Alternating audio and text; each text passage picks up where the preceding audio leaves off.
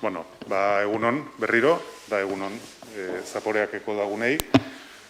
Ez dute aurkezpenik behar, ezagutzen dituzute soberan, hemen ditugu gaurkoan ere gurekin, zuei zerbait adieraztera eta zerbait eskatzera gure gizarteari, beraz, hitza zuena da. Zai zeinak hitz egingo da denengo, Pello, o... Bai, venga. Egunon, eskerrik asko etortzeagatik, eskerrik asko neko.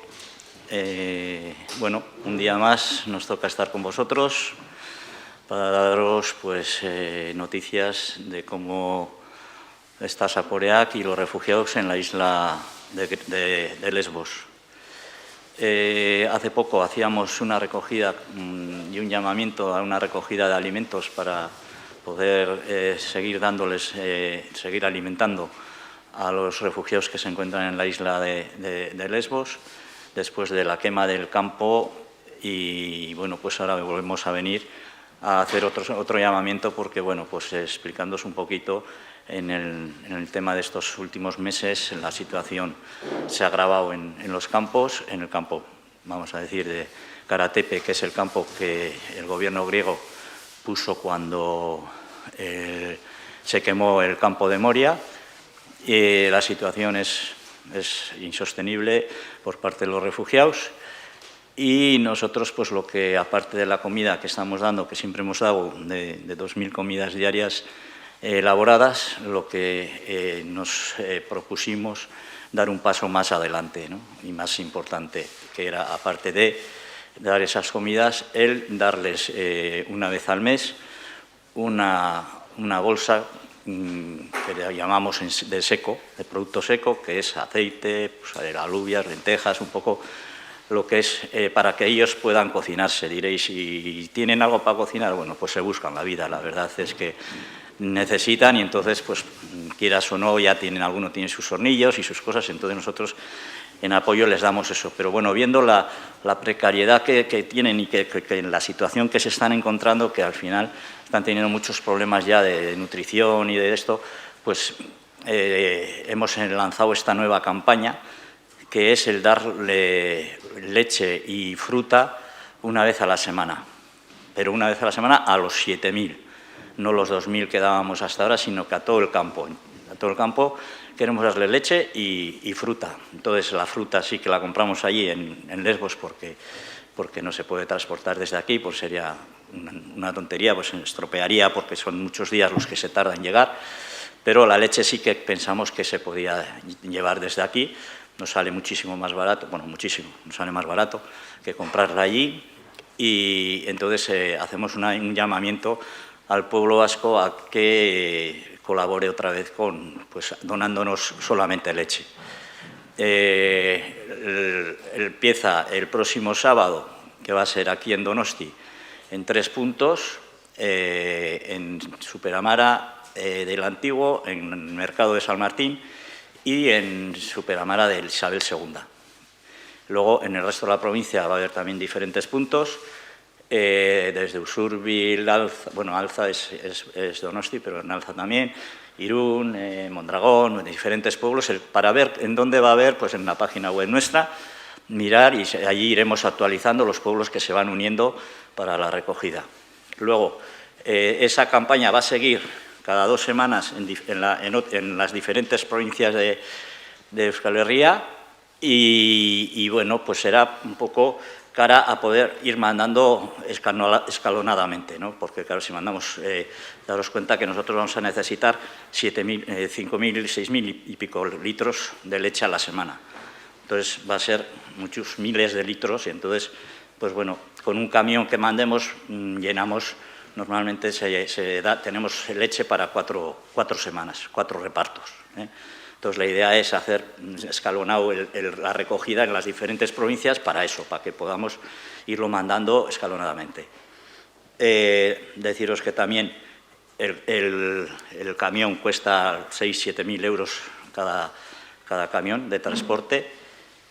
Y bueno, pues que nosotros en este momento la situación, diréis, joder, pero es que encima de hacer las 2.000 comidas diarias con la gente que estamos de allí, refugiados más nosotros, pues parece, pero bueno, se ha hecho una especie de unión entre todos los grupos de ONGs que hay ahí en la isla, que por desgracia cada vez son menos porque el gobierno griego cada vez nos está poniendo más pegas a las ONGs y sobre todo a las pequeñas.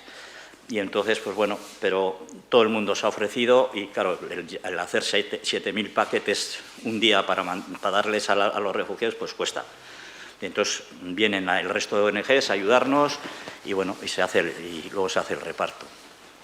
Un poco esa es la situación en la que nos encontramos en este momento. Por eso un poquito el hacer hincapié, sobre todo la leche para todos, pero sobre todo para los niños, ¿no? Que está claro que el niño necesita leche y allí no tienen nada, porque ahora con el tema del COVID además no pueden ni salir del campo, los tienen encerrados y no pueden salir más que una vez a la semana uno de la familia a hacer alguna compra, pero no pueden salir. Los domingos no les dejan salir para nada. No sé el por qué, pues me imagino que porque en Mitilene, en el pueblo, anda la gente del pueblo y no quieren que les vean, ¿no? Pero bueno, es aprovechar la situación del COVID para tenerlos todavía muchísimo peor que lo que están, ¿no? Es un poco jugado a esa baza, ¿no? Y eso, y deciros que hay entre 7.000 y 8.000 dentro del campo nuevo. Y bueno, y por lo que nos llegan noticias es que, bueno, pues que el ministro de griego lo que quiere es montar un campo con una especie de cárcel al aire libre para tenerlos a todos encerrados y no dejarles salir para nada. Y bueno, y luego aparte todo lo que están haciendo de devoluciones en caliente, vamos a decir, como las que estamos viendo estos días aquí en Irún, ¿no? Allí están haciendo constantemente, llega una balsa, la cogen a la mitad del camino y la llevan, la mandan otra vez para Turquía, ¿no? Y esto es un poquito, yo le voy a pasar la palabra a Irati y que os contará un poquito más y en euskera. Kaixo egunon guztioi, mila esker, hona gerturatzeagatik eta gure deialdiari erantzuteagatik. Bueno, zergatik gaude hemen, eta zergatik otxein dizuegu. Oso ondo azaldu duen bezala Peiok, azkeneko zemen egon ginean Europako errefuxiaten kanpalekurik handiena kiskal izan, irailaren 8ko gauetik 9ko goizaldera. 13.000 lagun gelditu ziren errepide bazterrean, esparru bat kiskalita eta behaien aldarrikapena zan edo askatasuna edo ez gea itzuliko berriz ere beste esparru batera, heriotza izango litzateke urrengoko bidea. Luze irauntzun borroka horrek, astebete, nolabait behaien indarrak eta energia bertan bera gelditu zien arte, eta larrialdiko esparru berrira sartu zien haiek guztiak. Karatepe du izena, larrialdeko esparru honek, eta horrek ekarrizuna zan, bai zaporeakeko lan egiteko modua berrantolatzea, eta baita ere larrialdiko esparru berriko egoera ere berrantolatu behar izan zuten. Kontu egin dezagun, 5 urteko problematika bati ganorazko erantzun bat eman ezin ezean, eta 5 egunetan berreiki zutela larrialdiko kanpaleku berri bat. Zein da egoera? Egoera horretan gure lana berrabiatu genuen, jarraitzen dugu egunero kozinatzen, gurea sukalde proiektu bat da, baina bai aldi berian ere konturatu ginela pertsona guztiak tratu desberdina dutela, errefuxiatu hauek, larrialdiko kanpaleku berri batean daude, baina COVID-aren erasanak desberdin pairatzen dituzte. Gainontzeko Greziako biztanleak, esan dezagun protokolo bati erantzuten diola, eta haiek aldiz beste bati, askoz zorrotzagoa. Zorroztasun horrek ekartzen du kanpaleku berritik ezin dutela irten, hasiera batean. Gero ikusi zuten etzala bideragarria, 7.000 lagun esparru itxi batean uztea, behaien behar izan guztiak asegabe, eta nolabait horrek ekarrizun ere, astean behin irten alizatea, igandetan ez dira ateratzen, behaien etxeratze orduak oraindik ere arratsaldeko 6etara mugatuta dago, gainontzekoek 9 arte egon daitezkenean, eta bar. Beraz, konturatu ginean, gure lan egiteko moduari ekin genion eta jarraitu genion, baino bai pertsona errefuxiatuek oraindik ere behaien eskubide urraketa handiagoa bizitzen ari ziala. Eta esan genuen, guk ahalegin handiago bat egin behar dugu. Eta ahalegin handiago hori da lehorreko banaketa bati ekitea. Ekin genion abenduan, 7.200 laguni lehorreko banaketa bat hilean behinekoa egin genien, urtarrilean ere bai, otsailean ere bai. Baina zertaz denbora hortan guztian, oraindik ere haiek eskatzen zigutena da gosegea, hemen elikadura arazo asko ditugu, gaina behatzaileak garagu eta badakigu lehenengo lerroan gaudelako emakumeak edoskitzerakoan arazak dituztela, aurrek garapenean arazak dituzte, baina ez da bakarrikan ere kolektibo zaurgarrienak, baizik eta hango biztanle guztiak dituzte haien behar izanak asegabe. Beraz, gure buruari erronka bat jarri diogu, eta da, hilean behineko lehorreko banaketa horretaz gain, banaketa osagarri bat, janari osagarriaren banaketa egiteari ekin nahi diogu astero. Ze elikagaiekin? Esnea eta fruta. Zergatik esnea eta fruta? Nola baitere nutrizionalki pertsona horiek behar dituzten elikagaiak dialako. Danak dakigu, gorputz bat osasuntsu egon behar dula datorkionari edo zemugutara aurre egiteko, gu hemen COVID-arekin gaude oso arduratuta, baina COVID-aren ardura esparru barruetan, behaientzate azkenetako premietako bat da, lehenengo biziraupena da. Orduan, gure buruari erronka bat jarri dugu, esnea eta fruta banatu da dugu astero, beraz, horrek suposatzen duna da litro asko pilatu behar izatea. Horregatik daramagu aurrera esne bilketa hau, eta esne bilketa honek pausu desberdinak izan ditu, oso kontzientegea ezin degula aldi berian, leku guztietan, denbora berean esnea askatu, zergatik, ez dakaolako batetik gaitasunekan gure biltegian esne guzti hori metatzeko, eta banatzeko ere, jun behar degulako nolabait modu eskalonatuan egiten. Beraz, zein da proposatzen dizuguna eta eskatzen dizuguna? Bada, lurraldeka antolatuko dugu 2 astez behin, esne bilketa egun bakarrean, hiriburuetan eta baita ere, deialdira batzen dira beste udalerrietan ere. Martxoaren 13an, larunbat honetan hasiko gea Gipuzkoan, Donostian bertan hiriburuan 3 bilketa gune izango ditugu, Superramarako Antigoberriko merkatalgunean eta Isabel Bigarrena etorbidean, eta baita ere San Martingo merkatuan. Eta gero baita ere horretaz gain, lurraldeko beste hainbat udalerri batu dira bilketa horretara. Hoien artean daude, Zarautz, Arrasate, Aretxabaleta, Beasain, Bergara eta bar. Astean zehar ere, joango bat zaizkizue honen berri ematen, eta batzen diren udalerri horien zerrenda ere zabalduko dugu. Gipuzkoan hasiko gea, baina 2 aste barru, martxoaren 27an Gasteiza joango gea, Gasteizan egingo dugu bilketa hori, apirilaren 10ean Iruñean eta amaituko dugu kanpaina honekin apirilaren 24an Bizkaian. Ikusten dezun bezala gure erronka gutxienez 3 hilabetetan banaketa hau bermatu alizatea da, beraz, bilketak egin eta jarraian, jada, martxoaren 18erako garraio bat antolatuta daukagu, Lesbosera bidean jartzeko, eta behin iritsi ala lehen gai horiek, esnea batez ere, eta han erositako frutarekin banaketa horri ekingo diogu, baino ez banaketa horri bakarrik, baizketa banaketa horri gehi egunero jarraituko dugu sukaldatzen 2000 otordu. Datuetan ikusten duzue, aurrez aurre daukazue, baina horrek guztia suposatzen du, lehorreko janari osagarriaren banaketa horrek 7.000 euroko aurrekontua du, astero. Lehorreko banaketa handiak, horreko handikan ere altuagoa, eta eguneroko kozinatzen jarraitzen dugun ekimenarekin. Horrek suposatzen du ere, garraiorako, esnearen garraiorako ere, jakin dezazuen 6.000 euro balido ditula errepidez helaraztea lehen gai hauek, eta hortaz, ezinbestean ere, esnearekin batera, gonbidatzen ditugu Euskal Herriko biztanle guztiak, nolabait ere dohaintza ekonomikoak egitera. Beraz hori da gure erronka eta egiten ari geana gaur egun. Zein da esparruetan bizi duten egoera?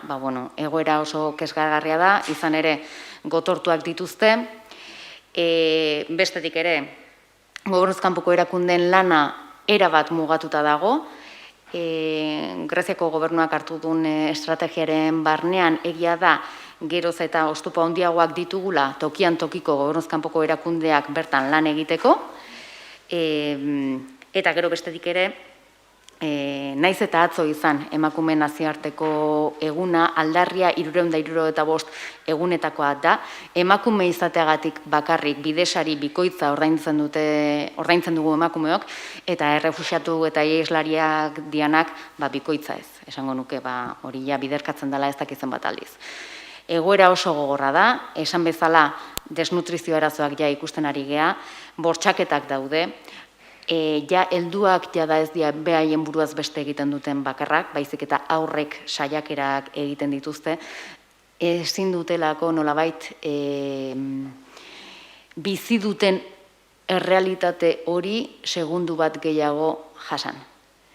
Kontu egin ere, esparruetan dauden aurrek ez dutela hezkuntzarik, ez dute haurtzarorik, eta hori da, oraintxe bertan, denbora luzean zehar, tokatzen ari zaiena eta bizitzen ari dianak.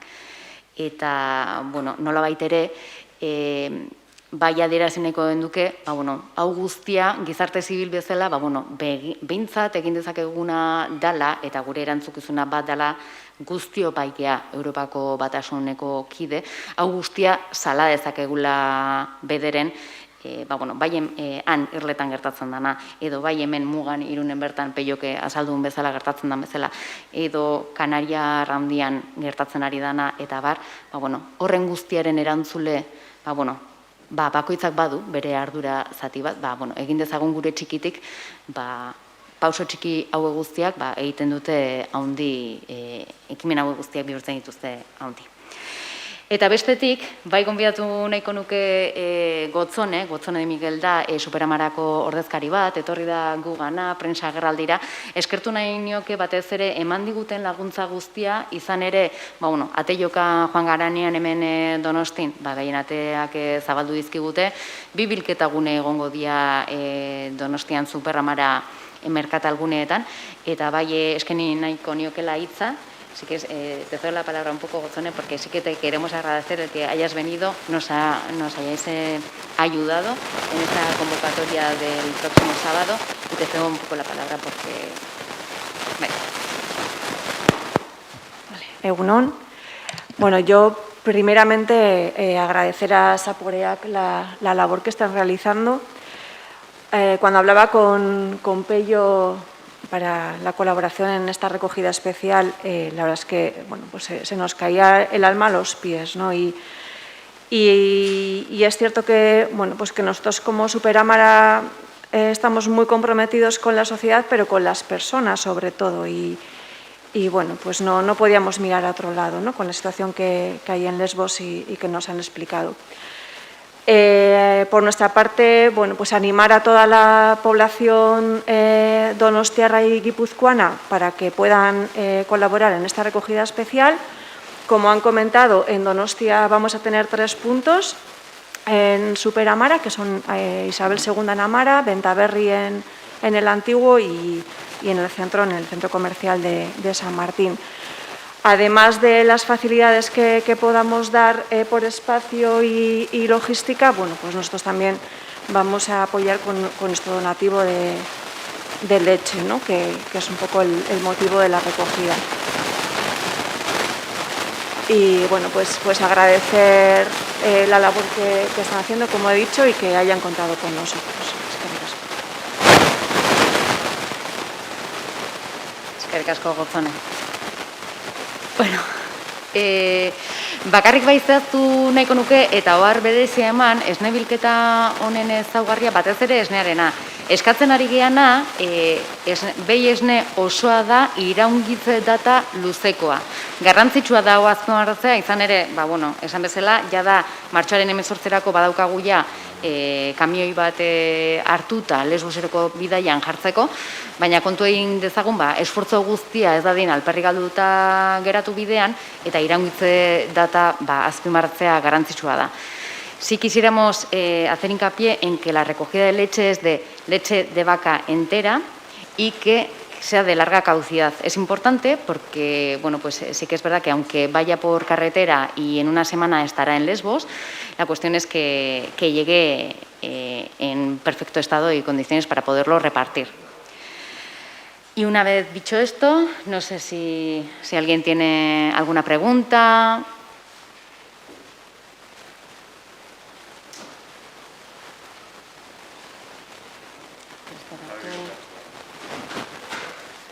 Vale, pues nada, Bai.